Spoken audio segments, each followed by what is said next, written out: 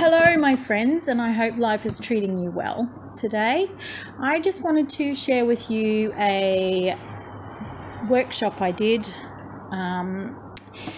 called the Serendipitous Dreams Layout, and it's using the papers and stamp and die from the Serendipity line. Now I actually didn't have everything that is on the product list, and so I did a lot of substitutions, and we'll talk about that more as we go through. So to start off with, I'm using the dots paper. This page is called not called dots, it's called spots, and cutting them down to 11.5 by 11.5, and those are going to be the base page, and we're going to use the marble side. And then I'm cutting some strips from the from that paper, and we're cutting out basically a 1.5 inch strip, and from that strip we're going to cut out two 1.5 inch pieces, two 3/4 inch pieces, and another two 3/4 inch pieces, but we're going to use the spot side. And all I'm doing is cutting those into flags. So they're all going to be 1.5 inches long, but they're going to be different widths, and we're going to use the different sides. So I didn't have the Serendipity script paper, and I went through my stash and I found this music paper that I thought would work quite well. And this is from an older collection with Kaszazz. And so what I'm doing here is I'm just tearing off a piece at around 4 inches, 4 to 4.5 inches, and trimming it to be 11.5 inches long.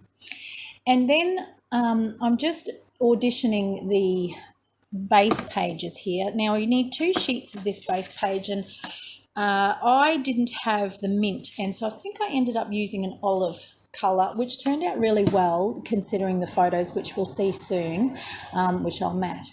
So now I'm just sort of layering all the pieces up as the instructions say, because I like to see how it's coming along. So I'm going to cut some strips off here, again at about 1.5 inches wide, and then I'm just cutting off some pieces, cutting off 2 pieces at 1 inch and another 2 pieces at 1 inch, but of course we'll be using the musical side, and then using the sort of whatever's on the other side. I like the flags quite a lot. So now we're taking a chevron piece, which is actually for the workshop, it just needs to be 4 inches by 12 inches. I'm cutting that down. I'm cutting a piece that is 11.5 by 2 3/4 inches, and then I'm using the leftover piece, which is 1.5 inches wide, and then I'm cutting some cutting one 1 inch piece and one 3/4 inch piece, and yeah, cutting the flag things out of that. Now I was actually supposed to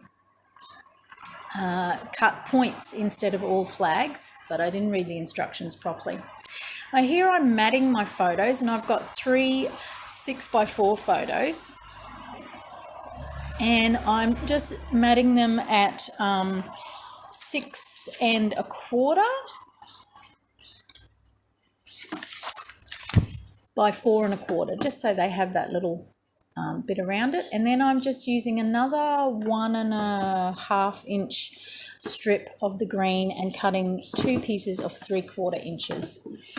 So we're moving on to making some embellishments now, and we've got these flowers here, and you need 1 large and 2 small flowers, I think, but I ended up using 2 large flowers from my stash. Again, I didn't have the right stuff, so.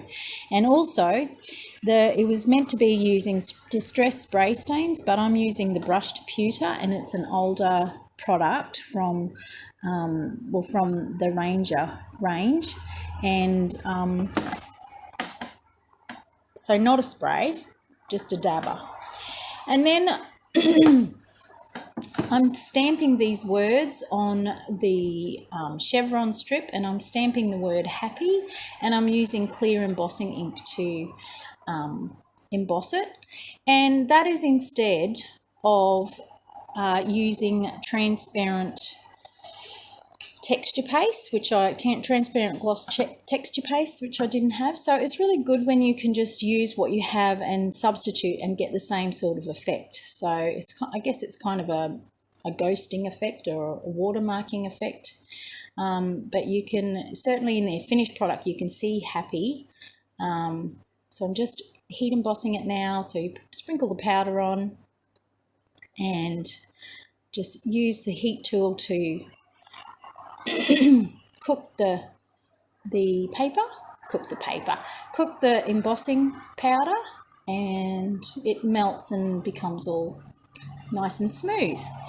And on a little piece of the chevron paper, but on the marble side, or the dot, yeah, doesn't matter. I'm just embossing a little sentiment, a little script that says, what does it say?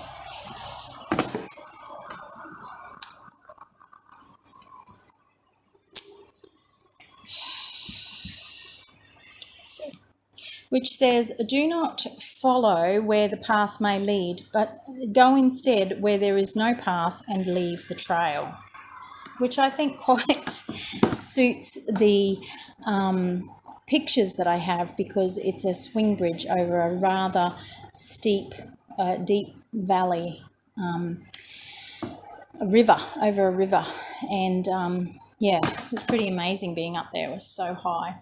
But anyway, moving on, I'm now using the stamp set, which is called the Tribal Dream Catcher, and it comes with a die, and I'm stamping the large one using the embossing dabber, and then I'm using copper embossing powder, Ranger copper embossing powder, to emboss that stamp. and then using the heat tool just to heat it until it goes all nice and shiny. And I repeat that with the smaller stamp too. So now we're moving on to the chipboard pieces, and again I did not have all the chipboard pieces that were in the workshop instructions, nor did I have the same colour paint. So I just used what I had, and what I had was distressed paint, tattered rose, and a variety of chipboard pieces from older products, and I am painting the pieces, and then I'm going to dry them off, and then I'm going to heat emboss them. Now the workshop instructions used a embossing powder called cotton candy. Of course I didn't have that either. But friends, it's great if you can just have some instructions and just use what you have. And look, the results are pretty darn amazing, I reckon. I really love how this layout turned out.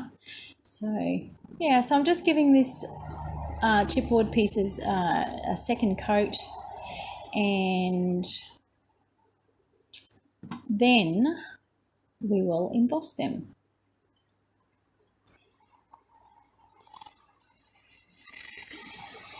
And I'm going to use the Distress Embossing ink, and you'll see in a moment here that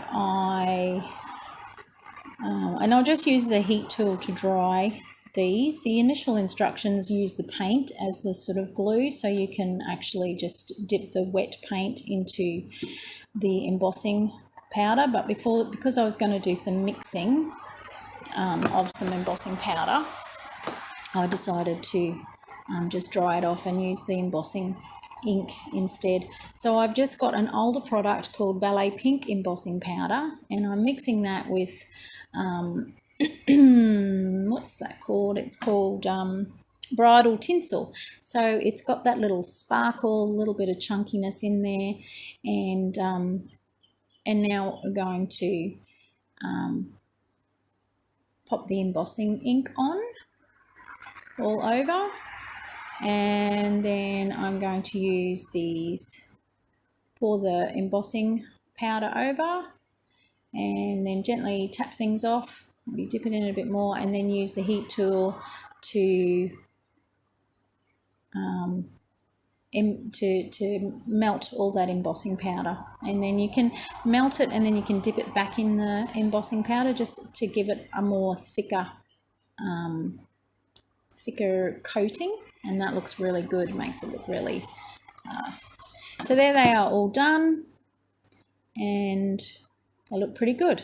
So now I'm going to use the dies that go with the stamp set, Tribal Dreamcatcher, and I'm going to place them on my paper with a little bit of tape and put them through my die cutting machine.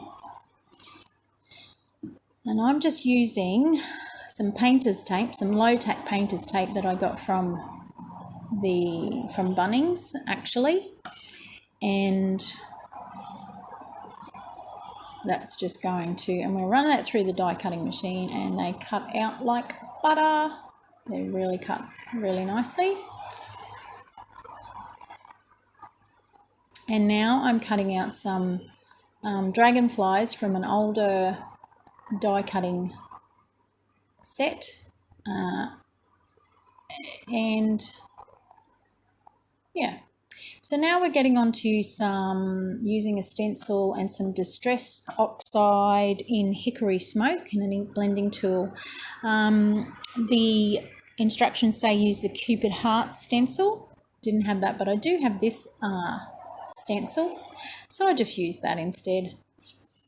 And just layering things up there, and you can see where the photo goes kind of in the middle. And then we're going to do some stamping. I didn't have any dragonfly stamps, so I've just used this older set, Rock and Butterfly. It's really pretty, really like it. And just stamping that randomly. And then we're using a script stamp, and I use the Happy, an older product, and we're just not without using a block, just sort of randomly stamping in Distress Vintage Photo over the page. And we're going to actually repeat a lot of that, with a lot of those steps with the right side, excuse me. So just lining up that stencil again and using the ink blending tool and some Distress Oxide in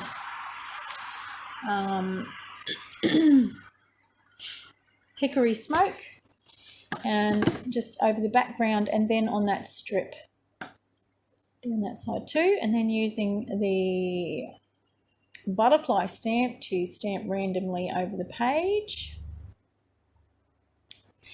in the Hickory Smoke, and then using the Vintage Photo, the script stamp, just trying to stamp randomly over the page with that text stamp, sorry. And now we're going to go around all the edges of the papers with Distress Ink Vintage Photo. So I'll do that around all the papers basically. And now I am matting up my photos and placing tape on the back of all my photos and on the paper, and we're going to start sticking everything together. You find that you have a bit of a fight with the tape sometimes? I do. So now I'm going to use a technique which I can't remember the name of, but you basically pull the tape off about halfway along each side, just give it a little bit of fold so it sticks out, and then you're able to line up your page as evenly as you can. I don't have the best eye, but I can get it fairly evenly, and then you can just pull out all those strips and it's all stuck down. So matting up the other photos from the other page. I don't know if I said this already, but this is a place in the Wairarapa in New Zealand, and that I visited with my family, and it has a swing bridge across it, and I believe that it was a place that they filmed either Lord of the Rings or The Hobbit, a scene from there. It was cold, even though it was summer. It was so cold. Yeah, so I've got the photos have got different perspective, one side on the swing bridge and one from the bottom, from the riverbed. And the riverbed, the rocks were so huge. Wow. I don't know if you can tell there, but that was really awkward walking over the top of that. So flags. Now I am putting foam tape on the back of the flags. They're all going to be popped up. So I've just taken sort of a selection of the flags. They're evenly placed across each page, and pop all those up. Haven't stuck down my photos yet, and there's also it's about a 2-inch wide strip of lace that we're going to put across the bottom of this page. And I'm just thinking about how I'm going to stick this little piece of ribbon down, which is only like, a quarter of an inch wide, also found in my stash. And I just end up using that dot running tape and just, run it on where something else is going to get stuck down, and that will stop it from being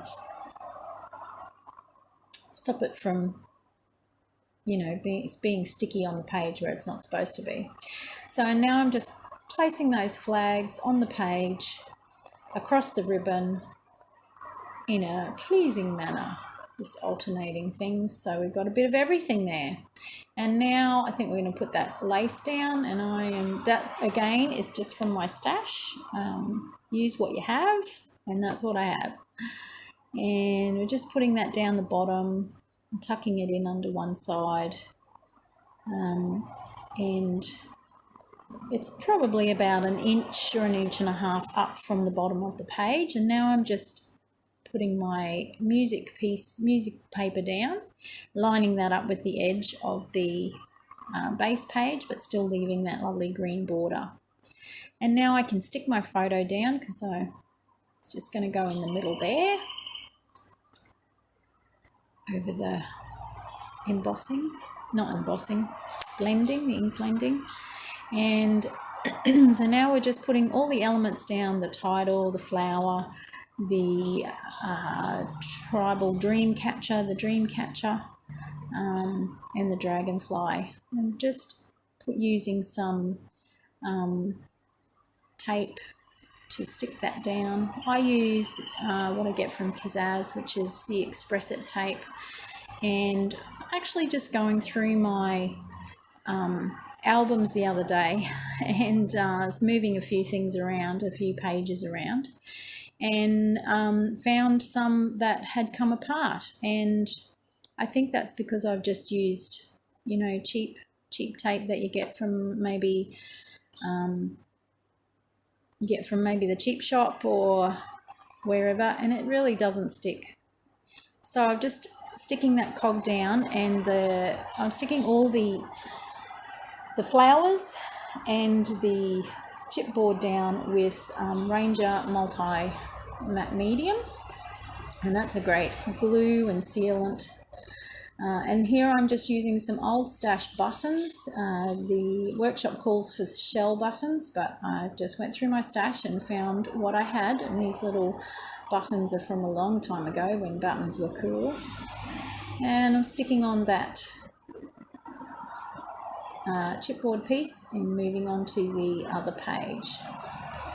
So again, putting some tape on all my pieces, and that's the smaller tribal dream catcher, and this is the piece with the sentiment on it, sentiment or the little saying.